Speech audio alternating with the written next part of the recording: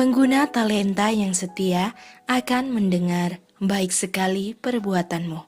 Matius 25 ayat 16 dan 17. Segera pergilah hamba yang menerima 5 talenta itu, ia menjalankan uang itu lalu beroleh laba 5 talenta. Hamba yang menerima 2 talenta itu pun berbuat demikian juga dan berlaba 2 talenta. Karena begitu besar kasih Allah akan dunia ini, sehingga ia telah mengaruniakan anaknya yang tunggal, supaya setiap orang yang percaya kepadanya tidak binasa, melainkan beroleh hidup yang kekal. Uang tebusan telah dibayar untuk masing-masing anak Adam, lelaki dan perempuan, dan kenyataannya bahwa mereka yang telah ditebus oleh darah Kristus yang sangat mahal menolak untuk setia kepadanya tidak akan dilindungi dari pembalasan yang akan menimpa mereka di hari terakhir. Mereka harus memberi jawaban akan kelalaian mereka menggunakan talenta-talenta yang dipercayakan kepada mereka oleh Allah.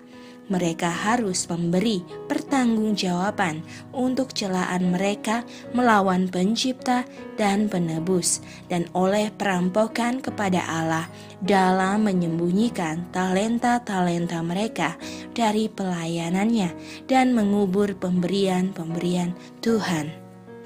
Keluarga umat manusia dilengkapi dengan tanggung jawab sebagai agen-agen moral, dan dari karunia yang tertinggi dan terbesar sampai kepada yang terkecil dan tidak terkenal, semuanya dipercayakan dengan harta surga. Waktu adalah suatu karunia Allah dan digunakan dengan giat untuk pelayanan Kristus. Pengaruh adalah suatu karunia Allah dan digunakan untuk meneruskan maksud yang suci dan tertinggi. Kristus telah mati di salib Golgota supaya seluruh pengaruh kita boleh digunakan untuk meninggikan Dia di hadapan suatu dunia yang sedang binasa. Mereka yang memandang pada Allah surgawi yang mati di salib karena dosa-dosa mereka akan membuat pengaruh mereka hanya untuk menarik pria dan wanita kepada Yesus dan digunakan hanya untuk maksud ini. Kepintaran adalah 1 talenta.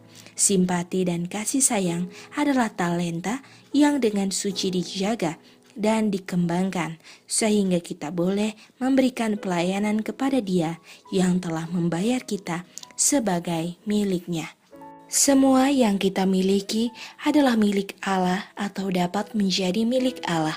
Pendidikan, disiplin, dan setiap keahlian harus digunakan untuknya, baik jumlahnya besar atau kecil. Sebagai pemiliknya, Tuhan menuntut yang terbaik. Bukanlah karena jumlah talenta atau bunga yang dihasilkan olehnya yang menjadikan pria dan wanita diterima dengan baik oleh surga, tetapi karena kesetiaan menurut Allah, pelayanan yang penuh kasih yang menjadikan ucapan ilahi, baik sekali perbuatanmu, hamba yang baik dan setia. Engkau telah setia dalam perkara yang kecil, aku akan memberikan perkara yang besar. Masuklah ke dalam kesukaan Tuhanmu. Upah kesukaan ini tidak dinikmati nanti ketika kita masuk surga, tetapi hamba yang setia sudah merasakannya lebih dahulu di dunia ini. Signs of the Times, 23 Januari 1893.